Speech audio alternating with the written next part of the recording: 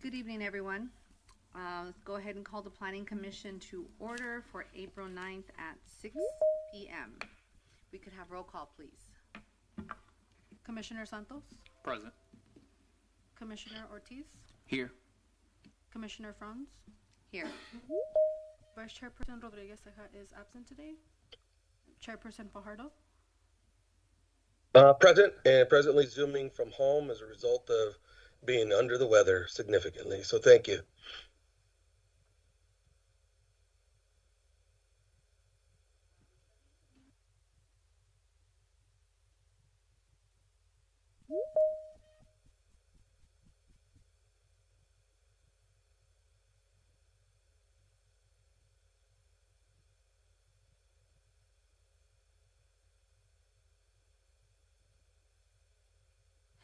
okay, we'll go ahead and move on to item number 3, public comment for items not on the agenda. Do we have any today? There are none. Okay, hearing none, we'll go ahead and close the public comment. And knowing that we do not have a quorum to approve the minutes, if we could just postpone the minutes to our next regularly scheduled meeting, please.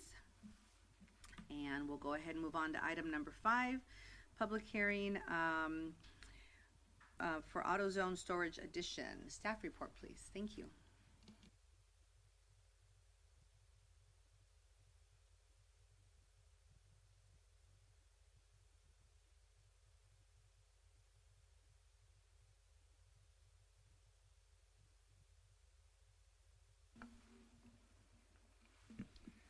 Good evening, Commissioners. My name is Nicolas Huitron, Assistant Planner with the Community Development Department. Tonight I will be presenting item 5.1, a planning review application for the AutoZone expansion project.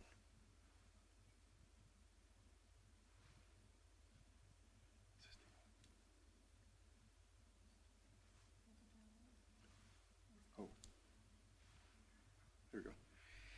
The applicant, Kimley Horn, on behalf of AutoZone Incorporated, is requesting the approval for a construction of an approximately 19,000 square foot accessory stock room addition to the existing AutoZone retail store located at 41850 Jackson Street.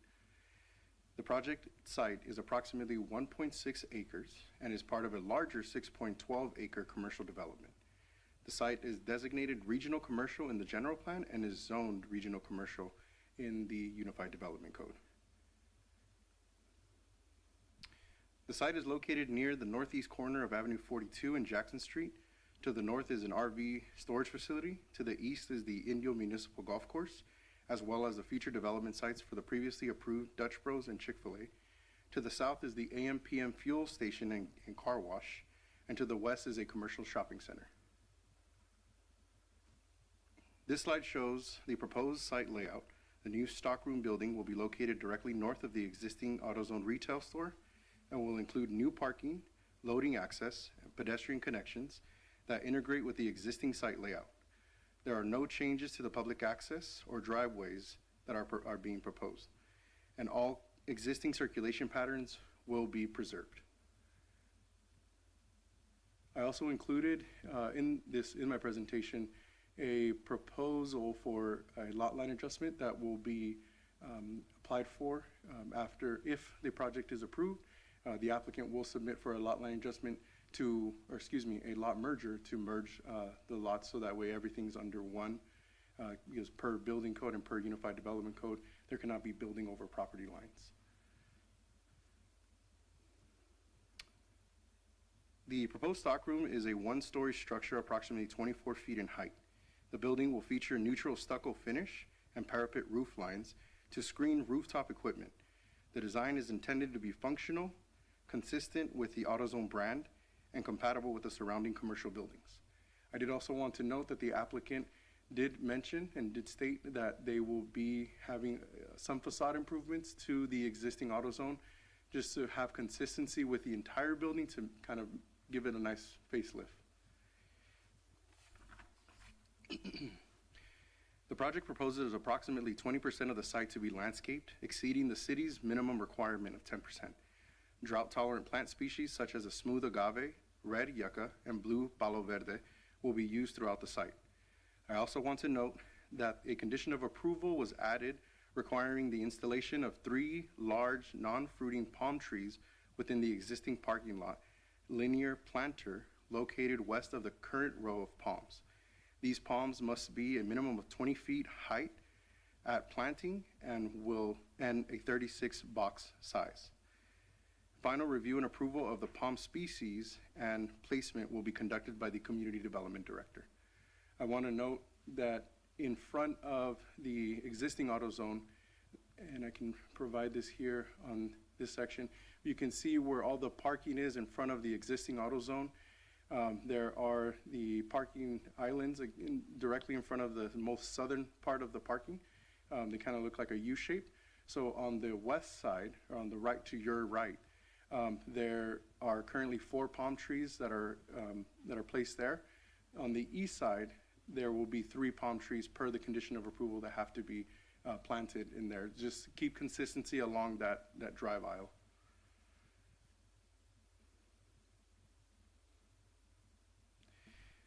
The project is consistent with the general plan and complies with all applicable development standards in the regional commercial zoning district, including building, setback, height, landscaping, and parking. The use of the stock room as an accessory structure to the existing AutoZone retail operation is permitted by right and is clearly defined in the conditions of approval to prevent intensification of use or future conversion to a warehouse or distribution center. If this takes place, a conditional use permit will be required at that time. Environmental review has been completed under the previously adopted initial study with mitigated negative declaration for the Greens Indio project. The proposed development was found to be consistent with the environmental analysis and no further CEQA documentation is required. Therefore, staff recommends that the Planning Commission adopt resolution number 2107, conditionally approving the planning review case file number Plan PRD 240016 for the construction of the approximately 19,000 square foot accessory stock room as an expansion to the existing AutoZone retail store. That concludes staff presentation. I'm available for any questions, and the applicant and developer representatives are available in person and online to answer any questions you all may have. Thank you. Thank you. Do you guys have any questions of staff right now? I do have one. Okay. Is it just going to be a warehouse, or is it going to be also open to the public? Or So, sorry, did you have more? Okay. So it would be a warehouse storage for the AutoZone. So back in 2019, an addition for warehousing for storage was approved at the time, and it has since been built. Well, AutoZone has noticed that this AutoZone specifically is being utilized tremendously by the Coachella Valley. So what they need now is an additional storage to keep up with the demand that is currently going on with the retail portion of the store. so the actual store is not going to change? It's just they're adding like a warehouse. They're adding more storage. Yeah. Yes. Mm-hmm. So I just have, I had a question as well. Oh, go ahead. Whenever you're ready. Okay, thank you. And thank you, Mr. Buitron, for the presentation. Appreciate that. And hello to my fellow colleagues there and the rest of the community in attendance. So it's my understanding that there have not been any new significant environmental impacts, right, that have been identified that were not addressed in the original environmental documentation. Is that correct, Mr. Buitron? Correct. If anything, is less of an impact because the use is being changed from the previously approved use of a drive-through that was originally approved in that location and now being changed to a warehouse or storage. That will reduce the amount of vehicle miles traveled in that area per CEQA review. Perfect. So for the record, there haven't really been any substantial changes in the project or even in the immediate surrounding area that would trigger the need for an additional review, correct? Correct. Okay, cool. And then what are some of the mitigating measures, for the record, from the original CEQA analysis that's still in effect? And will that be applied? It sounded like it's going to be applied to this particular extension. Is that correct? If in this area they do, I would need to review what the original or mitigated negative declaration specifically in order to give a better answer for that. However, I do know that when the public comment is open, the CEQA representative from Kimley Horn is available to answer those type of questions. Fantastic. And then finally, we did receive, and I was reading through that, we did go through and receive comments or concerns from the public for the adjacent property owners, right, regarding the proposal? No, this is Brian Halverson. I don't believe that we have that. You might have been referring to the previous project, the Greens, but not, I don't think we have any public comments in opposition of this one tonight. Okay. Copy that. And then, of course, I noticed that the outreach did take place. I think it was through the Desert Sun, correct? With regard to, the proper notifications? Yes, so proper notification was notified to a surrounding 500-foot radius to the site, to all the neighboring properties, as well as in the Desert Sun. Perfect. Thank you. Those are my questions for staff. Thank you, sir. Thank you. I just wanted to add real quickly, the mitigation monitoring program that applies to the Greens also applies to the project that Mr. Gertron has presented tonight. So that same program is intact for this as well. Perfect, thank you. Commissioner Santos, did you have a question? My question was answered. Thank you. So I have one, and you might need a minute to find it, but in the report, I didn't see a picture of the existing building, because I was kind of curious about, the parapet heights and the roof height with the new building. Did we show the old building? So if you see here, the shaded area is what is existing. There's the existing building, and then you can see the proposed addition would be the more colored area.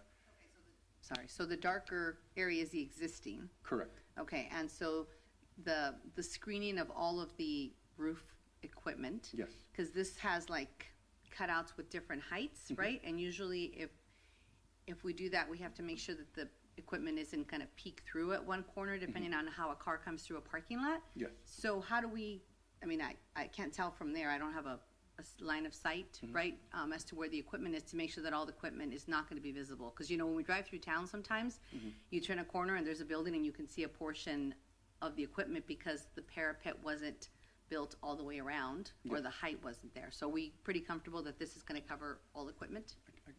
Yes, and so if the project is approved, during the plan check phase, if a building permit is submitted, this would be something that the planning department would look for within the building permit application. Because it is in our Unified Development Code, it is in the municipal code, we do have to check for it. So it will be something that we will make sure that does get taken care of. Okay, just want to make sure we don't have a surprise after it's built. And this is common, if I could just add.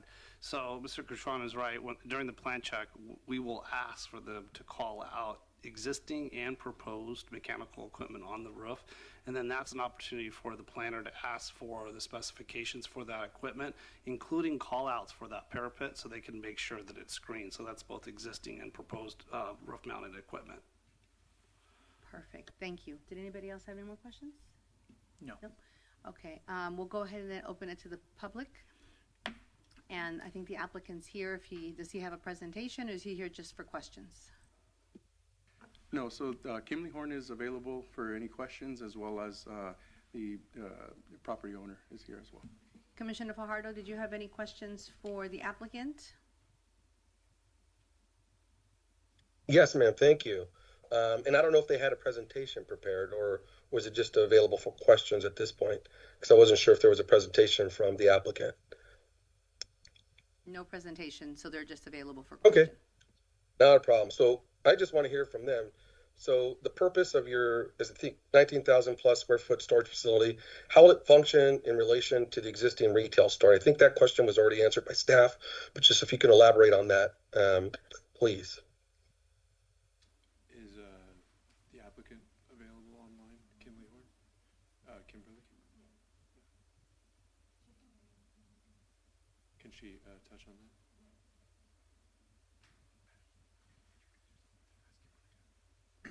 First, let me just introduce myself. I'm Matt Rylick. I'm here on behalf of Can Do LLC. We are the developer and current property owner. Kimberly with Kimley Horn is able to provide some more insight on the use for the AutoZone building expansion.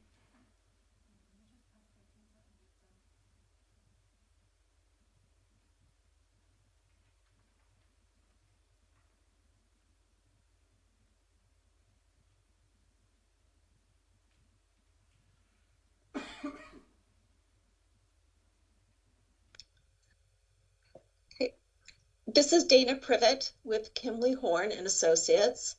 I believe we're trying to get everyone unmuted from the team. But I will, while Jacob Glaze and Kimberly Cornell are trying to unmute, is yes, that Commissioner Fajardo, your understanding of the project is correct. The intent is really to provide additional storage capacity for the existing AutoZone and provide additional storage that will serve not only this site but other sites. But it is not intended to be what you would consider a warehouse with large trucks or anything like that. There may be AutoZone vans that occasionally come to the facility to pick up equipment and materials to take to other stores, but it is not intended as you think of large truck trailer traffic. Thanks, Dana. I appreciate you kind of taking the lead there. Good afternoon or good evening, commissioners and chair. This is Jacob Glaze from Kimley Horn representing AutoZone. Happy to be in front of you again. I was actually here when we did the 2019 expansion to the facility, so happy to be presenting this case in front of you. Ultimately, I will echo everything that Dana Privet has just, Dana Privet from our CEQA counsel or from our CEQA consultant had just said. AutoZone has been very successful with this facility and wants to continue to retain the service of this facility, but also provide additional expansion to the Coachella Valley area, and that's how they deem this appropriate. So not only will this be able to service the other facilities in the Coachella Valley, but also provide additional employment to those in the city of Indio. A couple of the questions that were discussed earlier were asked by the commissioners that I will address. The building itself now contains a 5 to 6 foot parapet. That's what the existing condition is, and the new condition will again retain a 5 to 6 foot parapet, just depending on where you are from the elevations. We will work with the planner during the actual submittal to provide a line of sight study as requested. And then also, I think one of the other comments was, what is this project doing in terms of mitigation? We are going to go ahead and do offsite improvements for the extension of Jackson Street, the widening that is occurring there, to make sure that we're in compliance with that. So providing that additional capacity along Jackson Street up to our driveway number 3, as illustrated on exhibit number 3 of the staff report. Again, appreciate you all taking the time. Apologize that we weren't able to meet. A couple of us came down with a little bit of sickness, so but we do appreciate the opportunity to present in front of you tonight, and happy to answer any other questions should you all have any. Okay, Commissioner Fajardo, any more questions? Oh, there it goes. Thank you for that. Thank you for that, sir. I appreciate the update on that. So what's the anticipated construction timeline, and what measures, will be taken? I think you guys addressed this in staff report, as well as the report that we received, to minimize, the disruption for the neighboring tenants and residents there. Yeah, so happy to go ahead and answer that, Commissioner. Thank you for the question. Ultimately, our schedule is, of course, dependent on the plan check process, as you are well aware.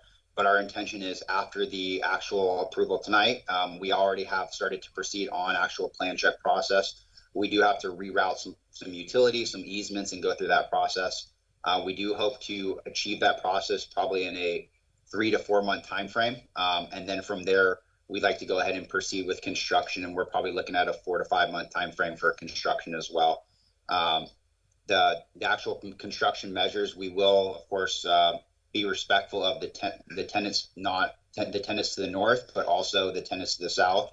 This is an existing AutoZone. We do want to maintain this as an existing AutoZone, so it will remain open during construction. And so we'll make sure that we're providing proper screening, construction entrances, BMPs for stormwater and all other things, but ultimately still making sure that we're providing the opportunity for the AutoZone to function, as well as the neighboring tenants through our construction activities. And thank you for that. So I appreciate the insight on that. And so you mentioned earlier that this expansion may result in some new job creation or contribute some way economically to the area. Can you expand on that a little bit, sir? Yeah, I can expand a little bit. I think ultimately it will just depend on when it opens, but it is an it is an additional storage facility to the existing AutoZone. It is 19,000 square feet. There will be opportunities for that area to be manned by additional employees. So there will be additional employees there. I assume that there would be something from a tax revenue side, but I would have to kind of defer that maybe back to AutoZone to figure out how that processing occurs. Thank you. That's my questions for now. Appreciate that, sir. Thank you. Any other questions, commissioners? Nope. Okay, I don't have any other questions. Let's see if we have anybody from the public. There are no comments from the public. Okay, hearing none, we'll go ahead and close the public hearing and enter into deliberations with planning commissioners. So Commissioner Fajardo, since I can't see you, why don't I start with you? Do you have any comments? Sorry you can't see me, you guys, but thank you once again. I appreciate the comprehensiveness of the staff report that was submitted, and thank you for AutoZone and your partners to present this opportunity to expand. And so I think, it's an opportunity for us to really kind of consider this as an opportunity, given the conditions of approval. I did notice some information related to some of the bat. I don't know what the appropriate terminology is, forgive me. I don't have a biologist background, but there's some owls, I guess, that roost in that area along with bats.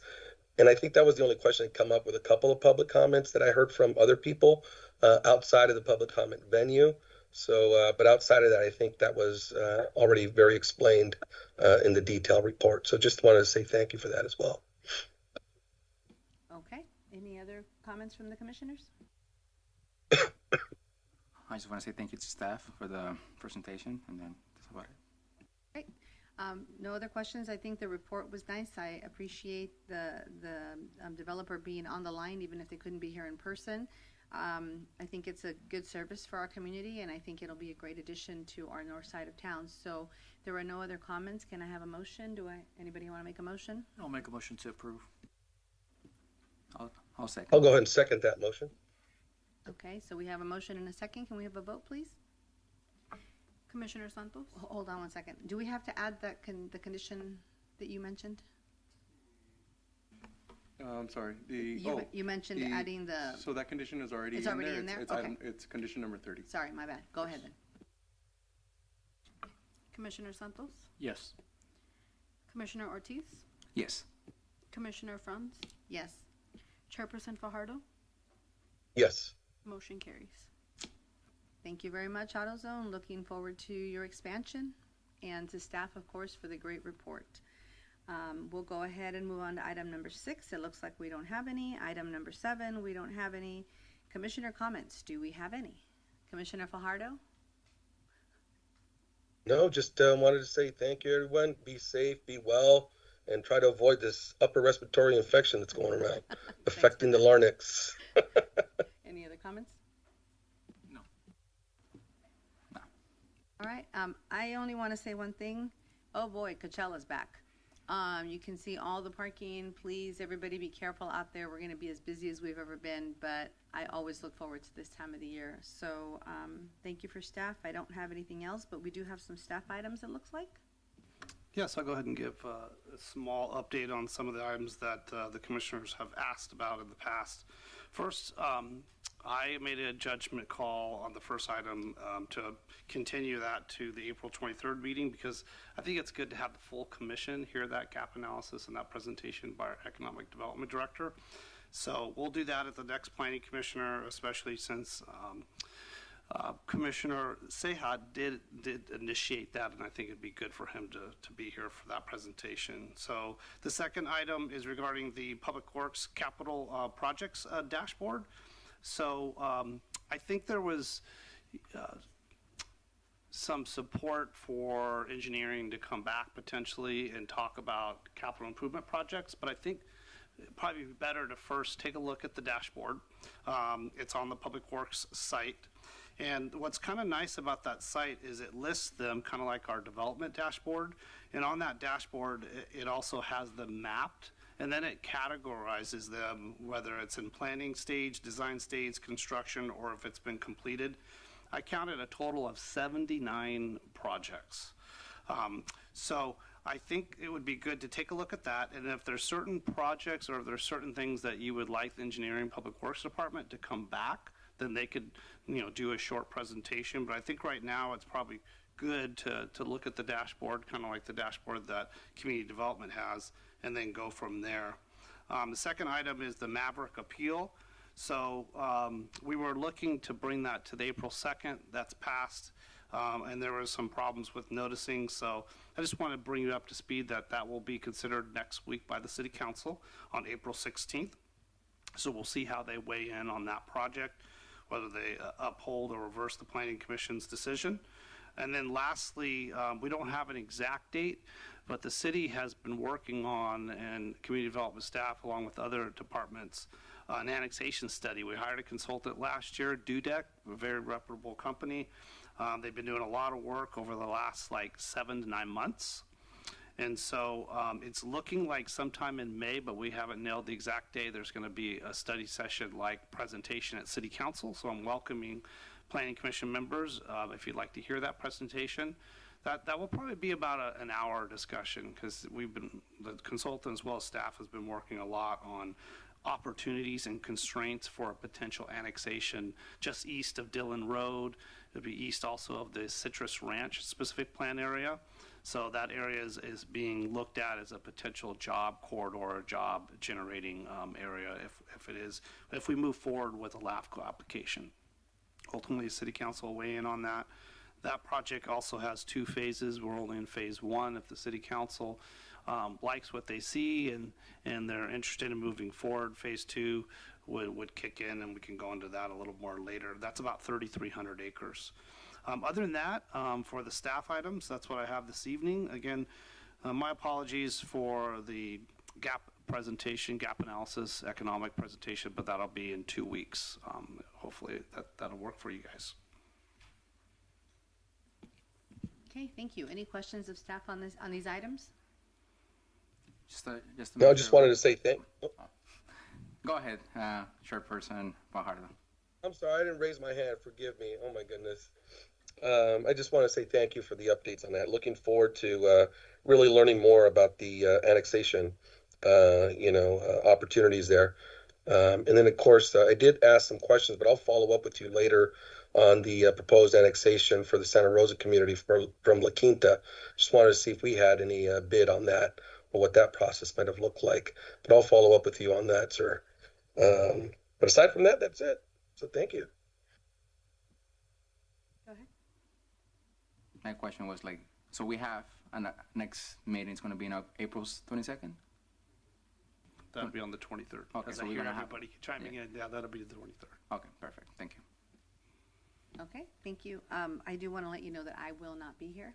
I will be on vacation. Okay, thank you for far giving us away. advance notice on Far, that. far away. So everybody else is going to be attending. All right, I'm hearing no other comments. We'll go ahead and adjourn at 6:28 p.m. to our next regularly scheduled meeting, April 23rd. Thank you very much, everybody.